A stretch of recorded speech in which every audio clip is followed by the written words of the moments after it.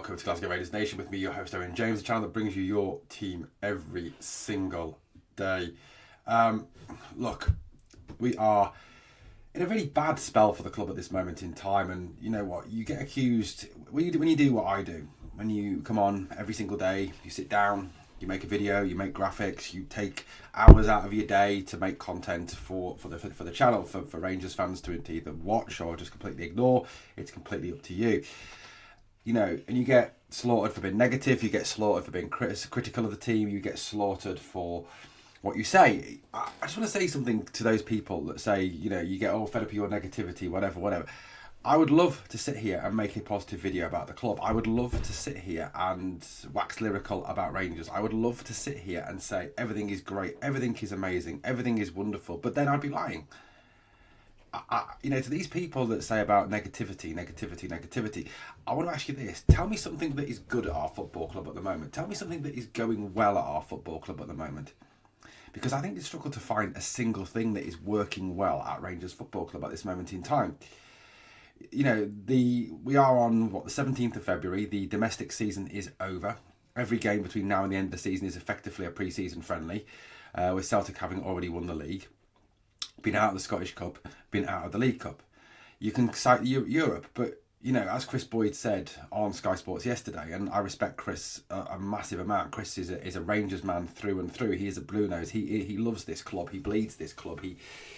This club is everything to him. You know, he said Europe is a bonus. Europe is a bonus, and yeah, it is a bonus, and we've done well in Europe. And you know, the other thing that Kris said yesterday was that Europe is papering over the cracks. Yes, Europe is papering over the cracks.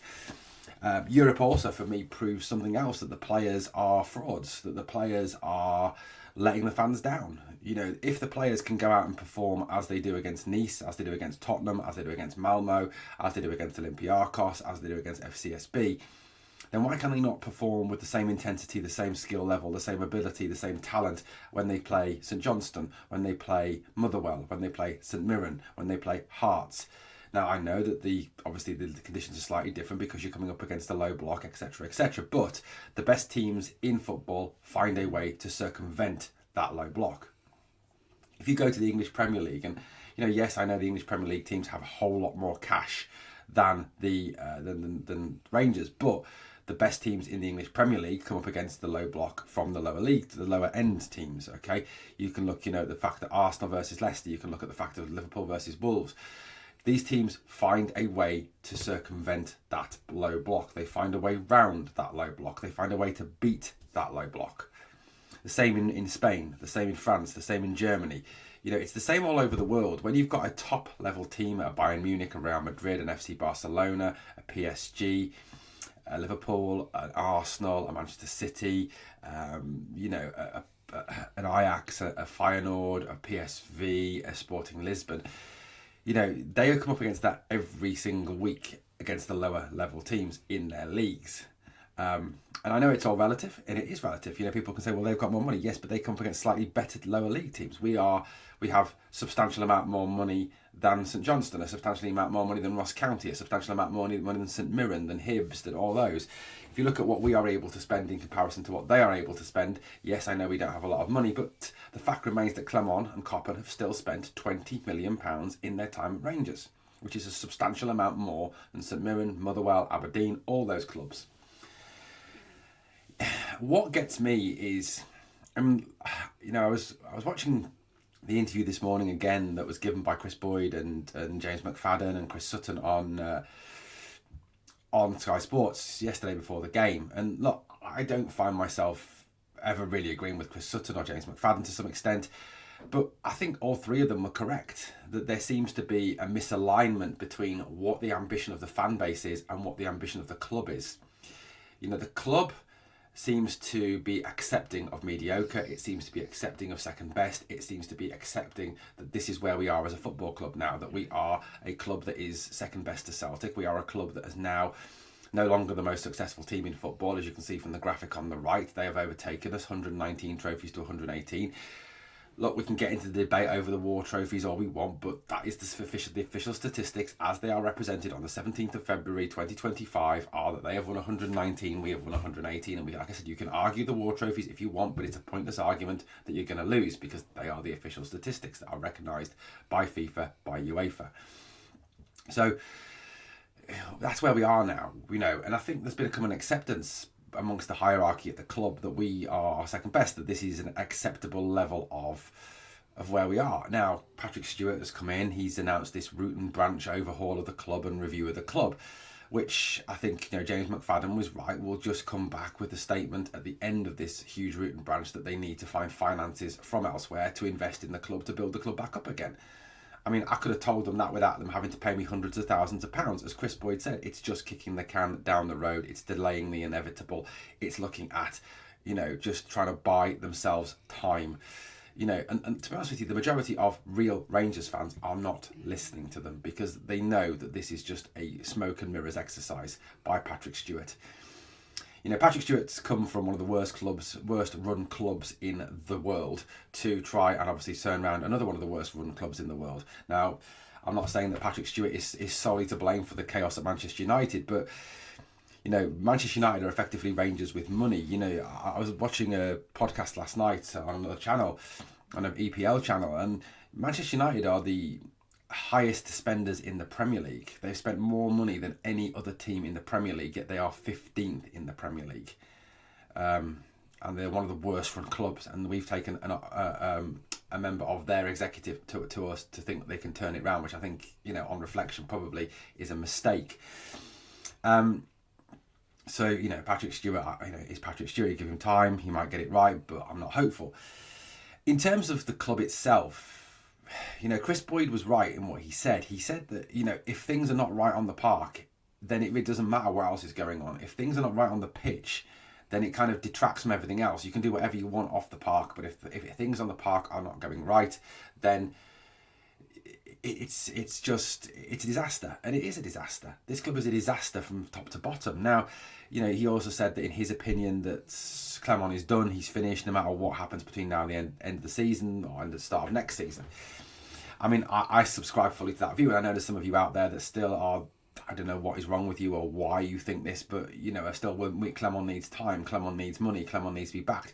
Well, I'll give you this, he's had time, he's had nearly 19-20 months now, he's had £20 million, and it's still no better than it was under Beale, it's still no better than it was under Gio. I ask you this question, and I want to kind of debunk some of the kind of stories that are going around. Okay, first one I want to try and debunk is this. Gio van Bronckhorst, okay, people say his football wasn't great. Okay, it wasn't particularly brilliant at the end, but Gio van Bronckhorst got Rangers to a Europa League final. But for one kick of a game and but for some injuries, that result could have been so different. Had our strikers been fit, had we not had that penalty not been missed, we were one kick away from winning a major European trophy. Okay, so that's the second biggest trophy in Europe. The Europa League, the UEFA Cup as it was known, behind the Champions League, is the second biggest trophy you can win. So we're one kick away from that. He also won us a Scottish Cup. Automatically, Gio van Bronckhorst is more successful than Philippe Clement because of those achievements. He was 9 points behind when he got sacked. Clement is 13 points behind. Clement is out of all competitions. Clement will not win the Europa League. Okay, the moment we come across a decent team, they'll knock us out. So, look, that's where we're at with that. Steven Gerrard. People cite the Steven Gerrard example. People say, well, it took Steven Gerrard 3 seasons to get it right. Yeah, I admit, it took Steven Gerrard 3 seasons to get it right. And people say, well, Clement needs time then, doesn't he? No, he doesn't, because it's different. Right, one, Steven Gerrard, you watch his teams. Go back and watch it. There was progress there. From season to season, there was progress. You could see what he was trying to do. You could see a style of play emerging. You could see progress in bringing in that style of play. You could see a cohesiveness to the team. You could see players who wanted to play for the manager. You could see a team that were working together. Secondly, there were better players on that team than there are on this team. If you look at some of the money that this organisation have spent in the last 12 months on players, Nadim Bayrami, 4.5 million, didn't play yesterday, looks like a passenger. one of the worst players at Rangers at this moment in time. Robin Propper, 1.5, 2.5 million. Again, didn't play yesterday. You take Oscar Cortez, £4 million, 4.5 million we're going to have to spend here on him in the summer. Never fit, never available. I mean, you're looking at what? Nearly £11.5 million worth of players that are not being regular first teamers. Now, if as a club like Rangers that don't have a fantastic amount of money, you're spending £11.5 million on 3 players, they damn sure better be first team capable players who come in and improve your team. They don't do that. Therefore, that shows that the scouting is not up to what you think it should be. Clement, like I said, Gerrard showed signs of progress. And automatically for me that Gerrard did a better job than Clement. Gerrard won the league. The league is a bigger trophy than the League Cup. Therefore, he won the league. He made progress. He looked better season on season. At the end of 55, that was the opportunity there for the board to come out and back Gerrard and Rangers to come back to be a successful club. That didn't happen. Gerrard walked. People have a go at Gerrard for walking. I don't blame Gerrard for walking. I'd have walked in those circumstances. If you are not being backed by your board, if you are not being given the finances to improve your team, why would you stay? If you know that there's a ceiling on what you can achieve at a club, you don't stay there. If you're in a job and you have ambitions to be more successful in that job, and that there is no chance to progress beyond your level, you do not stay there. You go somewhere else where you can progress beyond that level. And that's where Gerrard was. And I think those fans that slag him off and call him a rat for walking to Villa, I think are ridiculous. You take a look. Would you have done the same situation if you were offered more money? If you were offered the chance to get regular Champions League football? If you were offered the chance to compete for the Premier League? If you were offered the chance to compete in Europe, in the Champions League? Would you take? Yeah, of course you bloody would. And Villa, I mean, okay, it's a different manager, but Villa have that ambition. Rangers don't, because Park family, whoever, didn't back the manager. Clement, to me, has not shown any of those same things as Gio or as Steven Gerrard. He has not shown progress. He has not shown a style of play that is emerging. He has not got better players now than we had under Steven Gerrard. You can't tell me that front 3 played yesterday are better than Morelos, Kent, Aribo, any of those players that we had at that point in time. They simply are not. And you've got a manager who talks absolute rubbish day in, day out. This was his comment post-game yesterday. This is what he said after the Hearts game yesterday. And I think the vast majority of you who watched that game yesterday with me, and the vast majority I've heard from since that game, people I've talked to who didn't watch along but did have sort of told me what they thought that it was a dire game. It was a dire game. It was a bad performance, a good result, but a bad performance. I think that's what we've got to take from yesterday. It was a good result, but a bad performance. This is what the manager had to say. You cannot also say that performance was not good today. If you scored 3 goals away at Hearts, and you could have scored more with the offside situations. Well, I just want to pick him up on a couple of things there. If you scored 3 goals away at Hearts, Philippe, you didn't score 3 goals away at Hearts. You scored 1. Hearts scored 2 of our 3 goals. So therefore, you didn't score 3 away at Hearts. You scored 1. You cannot say that performance was not good today. Yes, you can, because it was not good today. Everybody watching that game today, bar you, Philippe, didn't think that was a good performance. I haven't found one Rangers fan, one analyst, one pundit who has said that was a good performance by Rangers yesterday. It wasn't a good performance. And if he thinks that's a good performance, that is worrying. Now, I want to pick up on something that Kris Boyd said in relation to that. Kris Boyd came out and he said that if the manager is coming out in public and saying things like, that was a good performance, it was just this, it was just that. If he's going into the dressing room and he's saying the exact same thing, and I don't know if he is, and you can shoot me down on this if you want, but you don't know, I don't know, neither of us are in the dressing room, okay, we don't know what's being said. But if you go into the dressing room and you are hearing that from your manager, oh, it was quite good today, it was a good performance today, you did well today, it was just this, this and this, then you actually start to think, you know what, we're not that bad. We're not terrible, we're actually playing really well, and we're just unlucky. Well, I'll tell you something. Domestically, we are not playing really well. We are not doing really well, and we are not just unlucky. I mean, we were damned lucky yesterday with those 2 own goals. You know, it deflects off Gordon's hand onto McCart's leg and it goes into the back of the net. McCart gets in with Dessers. Yes, it's great work from Dessers, and you know, props to Dessers for doing that. But you know, McCart flicks out his leg and it goes into the back of the net.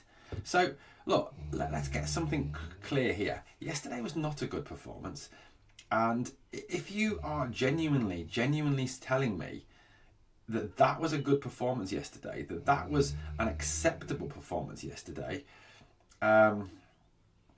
then, you know, it genuinely worries me. It genuinely concerns me that this is genuinely what he thinks. And like I said, what is being transmitted to the players, the same way, is not acceptable in any way, shape or form. This club is not going forward. It is not making progress under this manager. It is getting worse under this manager. And you can accuse me of being negative. You can accuse me of talking pish. You can accuse me of whatever you want.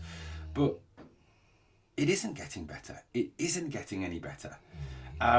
You know, I honestly, though, you know, and I understand before anyone comes out and tells me that Clement is going nowhere. Yes, I understand. Clement is going nowhere. He is not going to be sacked. He is not going to be shown the door. He will still be here at the end of this season, and I think there's a very, very good chance that he will be here at the end of next season too. And I think there's a very, very good chance that at the end of next season we'll be having the same conversation and Celtic will have won another treble if this manager is still at the football club. I recognise and I acknowledge, okay, that this squad and this club is not just the fault of the manager. Okay, I recognise that. I know that. It is three-levelled problems. There is three key levels of problem to this club at this moment in time. Board, manager, players. They all carry a portion of the blame. The board have made bad decision after bad decision after bad decision, and all those bad decisions this season are starting to come home to roost. Bad investment decisions, bad stadium decisions, bad contract decisions, bad decisions with managers, lack of investment, etc, etc. Okay, they've all come home to roost this season. Second level, the manager. As I've said before in this video, in multiple videos, he is not a good manager. He is a poor manager. He is tactically poor. His team has no style. His in-game management is shocking. He doesn't invest in the youth. He has so many weaknesses. It is untrue as a manager. And as the Monaco fans told us, he struggles under pressure. Why would you bring in a manager to a club that works on pressure as a manager? He is stubborn. Again, we've seen that. He is tactically inept. This is all things that Monaco fans told us. And we said, no, you're all wrong. I think we can now see that they're all right. Thirdly, the players carry a portion of the blame as well. But you've got to remember, it's the manager that motivates them. It's the manager that sends them out there. It's the manager that organises them. He has to carry the ultimate can. Yes, the players aren't putting in the effort. Yes, the players aren't good enough. Yes, the players are playing poorly. But do I think that all the players that are in this squad are poor footballers? No, I do not. I think there is a core of very good footballers that if you had a proper manager who was a proper coach, who could properly organise and properly motivate them, you would see a lot better level of play. You absolutely would see a lot better level of play. I honestly believe that there's now become an acceptance of second best at this football club, and it is wrong. It is wrong. 100% wrong that this has now become an acceptable thing for the manager, for the players, for the board. Celtic are light years ahead of us financially. They're light years ahead of us in playing staff. They're light years ahead of us in terms of the ability to win trophies. Their manager is light years ahead of our manager. Yes, I don't like Brendan Rodgers. Okay, none of us like Brendan Rodgers. Yeah, but I'll tell you this for free. Brendan Rodgers is twice, if not more, of the coach that Clement is. Rodgers can get his team out there. He organises them. He gets them playing to a style. He gets them playing well. He gets them playing with speed, with tempo, with quality. He has done well. And like I said to you the other day, we're laughing at them losing 2-1 to Bayern Munich. They lost 2-1 to Bayern Munich. That's one of the top European sides. We lost to Queen's Park. I don't think we're in a position to really kind of laugh at that at this moment in time. And look, Brendan Rodgers is a manager who is who's won stuff in England. He's won the FA Cup in England. You know, he's got teams into the Champions League in England, in the EPL. So he's a decent manager. Look, you know, as much as I don't like Philippe Clement, and I don't think that Philippe Clement is the man for Rangers, and he isn't the man for Rangers. And I honestly believe that if you are sitting there and watching this video and going, Owen, you're wrong, give him time, he'll prove you wrong, I think you're either drunk, high, or just, I don't know, your blue tinted goggles need to come off.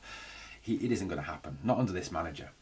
Do I feel sorry for him? Yeah, I do feel sorry for him. You know, actually, as a person, he's all right. He's a nice guy. But I do feel sorry for him. Why do I feel sorry for him? Because I think the way that he's been treated by the board has been pretty bad. In terms of, he is the one that is constantly put out there. He is the one that is constantly carrying the can for everything. You know, if you look at the questions that come from the media over finances, over transfers, over his future, over the way the team is performing, over what's happening at the club, it's always Clement that is having to answer those questions. It's always Clement that is getting the grilling over those situations. The board, whether it be Patrick Stewart, Fraser Thornton, Niels Coppen, Douglas Park, Graham Park, Alistair Johnston, Wolfhart, whoever, you know, none of them are doing anything to make his job any easier. None of them are coming out and answering any of these difficult questions. None of them are coming out and, you know, saying anything post one of the worst results in this club's history. None of them are doing jack about this. And you can cite, if you want, the meeting between the fan advisory board pre-Queen's Park and Patrick Stewart, which is not coming out and speaking to the fans. It's coming out and speaking to a select group of fans who, in my opinion, are a waste of time anyway. The fan advisory board, for me, are a complete and utter waste of time and should be disbanded anyway because they don't do anything useful. You know, I honestly think that, you know, this board, this executive organisation that run this football club, need to be more accountable to the fans. They need to come and speak to the fans. Now, I'm not talking about coming out on match day and standing on the pitch and talking to fans, or coming out of the stadium and having a chat with fans. I know that's not possible. But there are so many media opportunities, so many media channels these days that you can come and talk to fans, okay? So what is stopping Patrick Stewart, Fraser Thornton, Niels Coppen, whoever, going on to Rangers TV, going on to Sky TV and talking and making a statement and having an interview and speaking about the situation when there are difficult situations presenting themselves, like that result post Queen's Park, like the January transfer window and the end of it and how it ended, like the situation now where we are domestically adrift, we are domestically finished. Nobody has come out and spoken about that. There is rumour, there is counter rumour, there's the he said, she said kind of thing going on in terms of Stewart said this post, Patrick Stewart came out and said this post Queen's Park in the hospitality suites. Patrick Stewart said that, Patrick Stewart said this, Fraser Thornton said this, Clement said that, Coppen said this. It's all rumour, it's all counter rumour. None of us know for certain what the situation is. There is a rumour.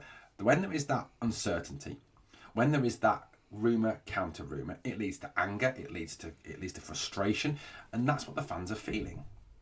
Why has Fraser Thornton as executive chairman or Patrick Stewart as chief executive officer not come out and spoken to one of the Rangers TV, Sky Sports, or even, you know, gone and spoken, had some balls, shown some bravery, spoken to one of the official club partner fan medias? Why have, for example, why does Patrick Stewart not reach out to David Edgar at Heart and Hand? Heart and Hand are official club partners. Heart and Hand are quite moderate in their criticism of the club. Yes, they do criticise the club, rightly so, when they make mistakes. Yes, they do call out the club's mistakes. I agree with that. And David Edgar gets my massive respect for what he does. David Edgar is amazing. But why, you know, Patrick Stewart, show some balls, show some courage, go on one of those shows. Be interviewed by David Edgar. Talk to David Edgar.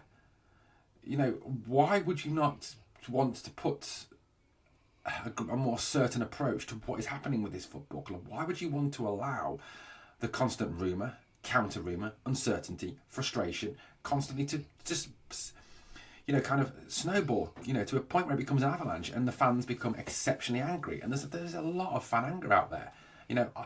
And I know social media is not the best place, but I talk to other fans. You know, I speak to other Rangers fans. You know, I speak to Rangers fans who go to games, and And there is anger. There is genuinely anger out there at what is happening and frustration. And the biggest frustration for me is that no one from the club is coming out and saying anything.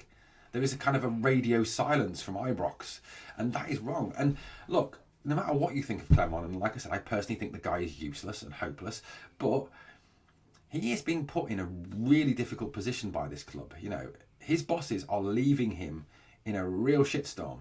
They're leaving him to deal with all the criticism, all the shit that's been thrown, all the bad stuff that's coming at the club. He is having to deal with, and that's not fair.